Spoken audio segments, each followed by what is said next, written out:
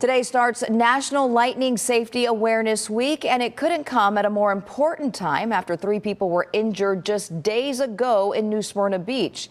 Here's a few reminders to help you stay safe from the lightning. Do not stand by a window to watch the storm. Avoid plumbing and electrical equipment inside of your home. If you're outside, do not take cover under a tree. That's a huge no-no. It can increase your chances of getting hit by lightning.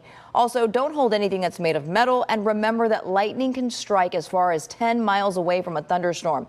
So here's a big tip. Even if it's not raining, when thunder roars, head indoors. I like that. I love that. I just love the way that it sounds because it's going to stick in your head. Yeah, you'll remember it for sure.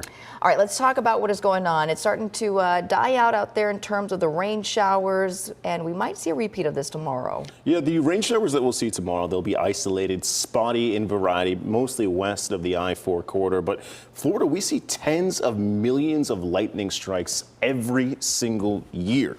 And Polk County in 2024 ranked #1 across all counties throughout the United States with over 850,000 lightning strikes in 2024. To no surprise, we're surrounded by water on 3 sides here in the state of Florida. And that's why our airport here in Orlando has the 3rd most delayed minutes on average all across the world, as a matter of fact, with over 6,000 delayed minutes due to the fact that every time there's lightning within right around 5 miles a radius around the airport, that's when we delay those flights or put out an entire ground stop. Now we'll see a lot more lightning as we continue throughout the rest of the summer season, but tonight our southern showers will be coming to an end, and then as we move across your upcoming work week, we will be drying out here in Central Florida. So there's a lot for us to look forward to.